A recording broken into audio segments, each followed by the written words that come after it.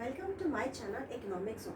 आज हम स्टार्ट करने जा रहे हैं क्लास 12 का इकोनॉमिक्स। जो क्लास 12 का इकोनॉमिक्स है इसमें पार्ट ए जो है वो है इंट्रोडक्शन टू मैक्रो इकोनॉमिक्स, जिसकी वेटेज जो है 40 मार्क्स, और जो उसका बी पार्ट है वो है इंडियन इकोनॉमिक डेवलपमेंट, जिसकी वेटेज जो है 40 मार्क्स है। तो जो टोटल रिटन एग्जाम होगा आपका वो 80 मार्क्स का है और 20 मार्क्स का आपका प्रोजेक्ट है। तो पहले हम स्टार्ट करेंगे B part, Indian economic development. Indian economic development में हमारा फर्स्ट चैप्टर है Indian economy on the eve of independence. अब इसमें क्या था कि सबसे पहले हम थोड़ा सा अपना इंडिया की हिस्ट्री के बारे में पढ़ते हैं। हमारी इंडिया की हिस्ट्री था कि हमारे इंडिया के ऊपर ब्रिटिशर्स आए थे। ब्रिटिशर्स ने रूल किया था 200 ईयर्स तक। इंडिया के ऊपर ब्रिटिशर्स ने रूल किया था और इन्होंने क्या किया था, हमारी इंडियन इकोनॉमी को देखा कि हमारी इंडिया की इकोनॉमी जो है वो बहुत अच्छी है, तो इन्होंने हमारी इकोनॉमी को यूज़ किया था कि अपनी डेवलपमेंट की उनको यूज़ किया था। जो है वो है Indian economy on the eve of independence.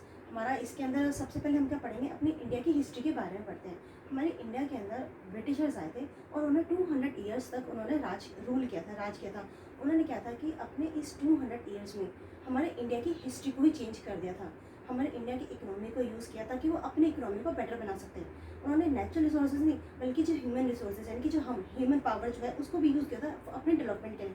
Finally 200 years बाद हमें इनको फ्रीडम मिली और हमारा देश आज़ाद हो गया। और वो जो इम्पोर्टेंट डेट थी जिस दिन हमारा देश आज़ाद हुआ, 15 अगस्त 1947। अब हम पढ़ते हैं कि हमारा इंडियन इकोनॉमी बिफोर, मतलब हमारा ब्रिटिश जो थे अभी आए नहीं थे, तो उससे पहले हमारी इंडियन इकोनॉमी कैसी थी।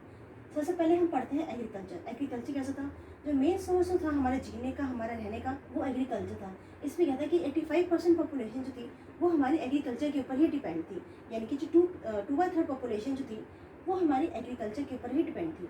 फिर दूसरा पॉइंट क्या था कि हमारा इंडिया जो था वो इंडिपेंडेंट था, सेल्फ रिलायंट था एंड प्रॉस्पेरस इकोनॉमी थी। इंडिपेंडेंट का मतलब क्या है कि हमारा देश आज़ाद था, किसी के ऊपर भी डिपेंड नहीं था, और प्रॉस्पेरस इकोनॉमी थी, यानी कि पैसा बहुत था हमारे इंडिया में। हमारे इंडिया में पैसे की कोई कमी नहीं थी। फिर अब तीसरा पॉइंट क्या था, हैंडीक्राफ्ट्स। हैंडीक्राफ्ट्स में क्या था कि मीन्स हम हाथ की बनी चीज़ों को ज़्यादा यूज़ करते थे, जैसे कि कॉटन है, सिल्क है, मेटल है एंड प्रेशियस वर्क्स एक्सेट्रा। ज़्यादा हमारा काम जो था वो हाथ का बना होता था। और फोर्थ पॉइंट क्या था, हैंडीक्राफ्ट्स में क्या था, जो हमारी क्वालिटी जो थी वो बहुत अच्छी थी, इतनी अच्छी क्वालिटी कि हम अपने इंडिया जो है हैंडीक्राफ्ट की वजह से पूरे वर्ल्ड में फेमस थे। हमारी मार्केट थी एक अच्छी कि हाँ जी, इंडिया अगर हमें हाथ का बना सामान चाहिए तो हमारा सिर्फ इंडिया से ही आएगा, क्योंकि इंडिया बहुत फेमस था। अब हमारा नेक्स्ट टॉपिक है कॉलोनाइजेशन। अभी कॉलोनाइजेशन क्या होता है, कॉलोनाइजेशन का मतलब क्या होता है कि जो दो कंट्रीज़ के बीच में जो रिलेशन जो होता है उसको हम कॉलोनाइजेशन कहते हैं। मान लो जैसे कि कॉलोनाइजेशन के अंदर एक कंट्री रूल होती है और एक कंट्री जो होती है वो डोमिनेंट होती है। यानी कि मान लो ये कंट्री ए है और ये कंट्री बी है। अगर मान लो अब ए कंट्री जो है उसके अपने रूल्स होंगे, रेगुलेशंस होंगे, और जो बी कंट्री है उसके अपने रूल्स और रेगुलेशंस होंगे। अब मान लो ए कंट्री, अगर बी कंट्री को हमारी ए कंट्री में जाना है तो और वहीं पे वो रहना है उसको, तो उसके सारे उसके रूल्स, उसकी पॉलिसीज को मानने पड़ेंगे। अब ए कंट्री राज कर रहा है तो यानी कि वो रूलर है, और बी कंट्री जो है अगर उसकी वो सारे रूल्स को मान रहा है तो वो हमारी डोमिनेंट कंट्री कहलाएगी। अब नेक्स्ट टॉपिक आता है हमारा स्टेगनेंट इकोनॉमी। अब ये क्या होता है, स्टेगनेंट इकोनॉमी उसको कहते हैं कि जिसकी इकोनॉमी, जिस कंट्री की इकोनॉमी रुक गई है उसको हम स्टेगनेंट इकोनॉमी कहते हैं, जिसका डेवलपमेंट जो है वो रुक गया है। अब आता है कि position of Indian agriculture during British rule. अभी तो हमने ये पढ़ा था कि जब हमारे ब्रिटिशर्स आए थे, उनके आए नहीं थे, उनसे पहले हमारा क्या हाल था हमारे इंडियन इकोनॉमी का। अब हम अपना एग्रीकल्चर सेक्टर बताते हैं। अब ब्रिटिशर्स जो है वो हमारे इंडिया में आ चुके हैं, वो राज कर रहे हैं। अब हमारा क्या हाल है एग्रीकल्चर सेक्टर का। एग्रीकल्चर सेक्टर में ये था, या हम ये भी कह सकते हैं कि जब ब्रिटिशर्स आए थे तो हमारी जो एग्रीकल्चर सेक्टर जो है वो रुक गया था, स्टेगनेंट हो गई थी हमारी इकोनॉमी। तो फर्स्ट रीज़न है उसका लैंड सेटलमेंट सिस्टम। अभी लैंड सेटलमेंट सिस्टम क्या होता है, लैंड सेटलमेंट सिस्टम को हम जमींदारी सिस्टम भी कहते हैं। जो जमींदार जो होते हैं उनको क्या कहते हैं, जमींदार होते हैं हमारे ऑनर ऑफ द लैंड। जो लैंड के जो ऑनर होते हैं, मालिक कहते थे हम। अब जमींदारों ने क्या किया, एग्रीकल्चर सेक्टर से जो भी प्रॉफिट होता था वो उसको कलेक्ट करते थे और सीधा हमारे ब्रिटिशर्स को दे देते थे। लैंड इकट्ठा, अब इनमें जो प्रॉफिट जो भी हमें मिलता था वो किस फॉर्म में होता था, लगान के फॉर्म में होता था। जी उन्होंने कहा कि आपने खेती कर ली है, चलो जो भी लगान है हमारा वो दो, हमें तो अपने ब्रिटिश सरकार को देना है। अब सबसे बड़ी प्रॉब्लम ये थी कि चलो हम किसानों ने क्या किया, जो भी लगान था, जो भी हमें एग्रीकल्चर सेक्टर से जो भी हमें फ़ायदा हुआ वो हमें अपने ज़मींदारों को दे दिया।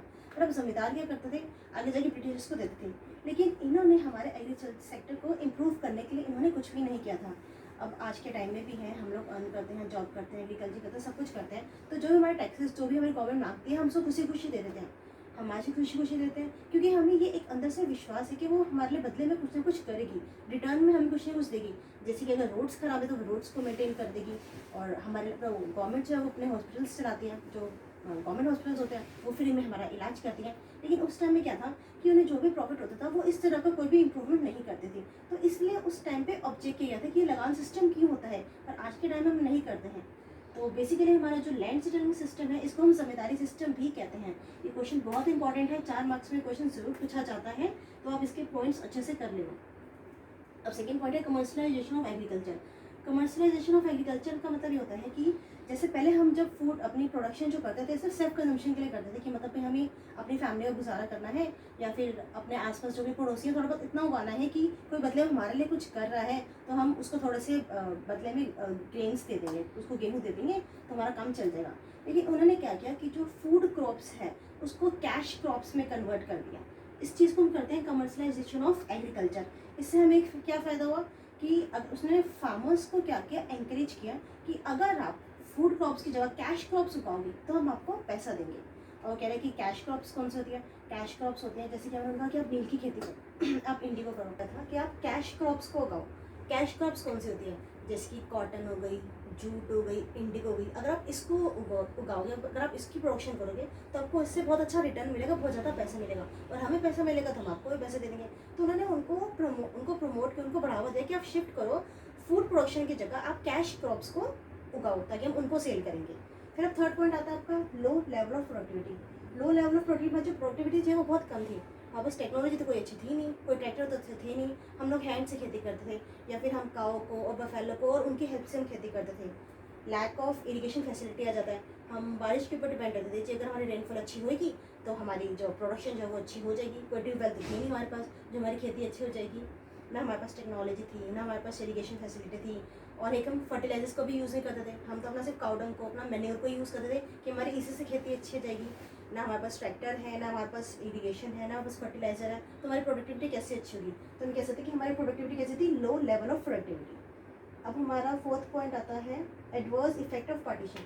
जब हमारा देश आज़ाद हुआ, इंडिया और पाकिस्तान, तब इससे भी हमारे जो इंडस्ट्री जो थी ये वाली, इस पर बहुत ज़्यादा हमारे एग्रीकल्चर पे बहुत ज़्यादा इफेक्ट पड़ता। क्या इफेक्ट पड़ता, जो हम जिस लैंड पे हम अपनी फर्टाइल लैंड पे जिस पे हम कॉटन को और जूट को उगाते थे, जो हमारी ये कैश क्रॉप है जिससे हमें पैसा मिलता था सेल करके, वो तो हमारे पाकिस्तान चली गई। अब वो पाकिस्तान चली गई, पाकिस्तान में जाने के बाद अब वो पाकिस्तान वालों की हुई, तो इससे हमारा जो कॉटन का और जो जूट की इंडस्ट्री थी वो बुरी तरह से ख़राब हो गई थी, उसके ऊपर बहुत ज़्यादा इफेक्ट पड़ा हमारा।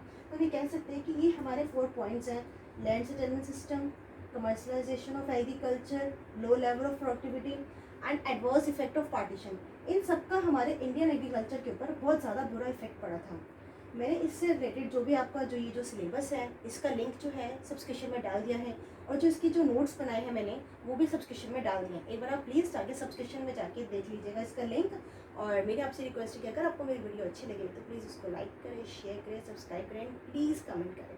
Thank you so much. मैं नेक्स्ट वीडियो अपनी जल्दी ही अपलोड करूँगी। Thank you.